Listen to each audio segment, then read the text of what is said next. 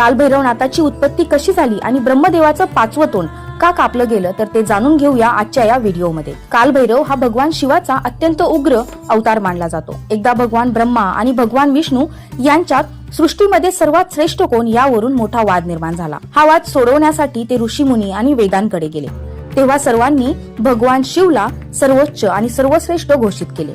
हे ऐकून ब्रह्मदेवाला राग आला आणि त्यांनी अहंकारामुळे आपल्या पाचव्या मुखाने भगवान शिवचा घोर अपमान केला।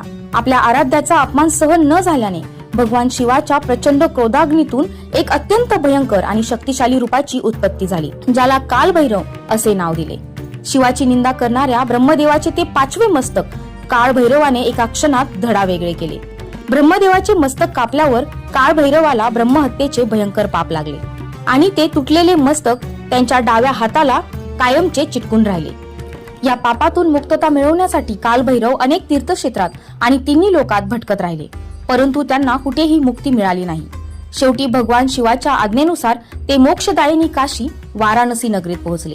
काशीत पाऊल ठेवताच त्यांच्या हाताला चिटकलेले ब्रह्मदेवाचे मस्तक गळून खाली पडले आणि त्यांची ब्रह्महत्येच्या पापातून कायमची मुक्तता झाली। ते मस्तक ज्या ठिकाणी पडले त्याला आज कपाल मोचन तीर्थ म्हणून ओळखले जाते। या घटनेनंतर भगवान शिवाने कालभैरवाला काशीचा कोतवाल म्हणून नियुक्त केले। आजही अशी दृढ श्रद्धा आहे की कालभैरवाच्या दर्शनाशिवाय आणि परवानगीशिवाय काशीची यात्रा पूर्ण होत नाही। तसेच कालभैरव आपल्या भक्तांचे सर्व संकट व नकारात्मक शक्ती आणि भयापासून नेहमी रक्षण करतात। कालभैरवाची ही कहाणी तुम्हाला कशी वाटली नक्की सांगा आणि कमेंट मध्ये कालभैरवनाथाचा जय जयकार करायला विसरू नका। थँक्यू।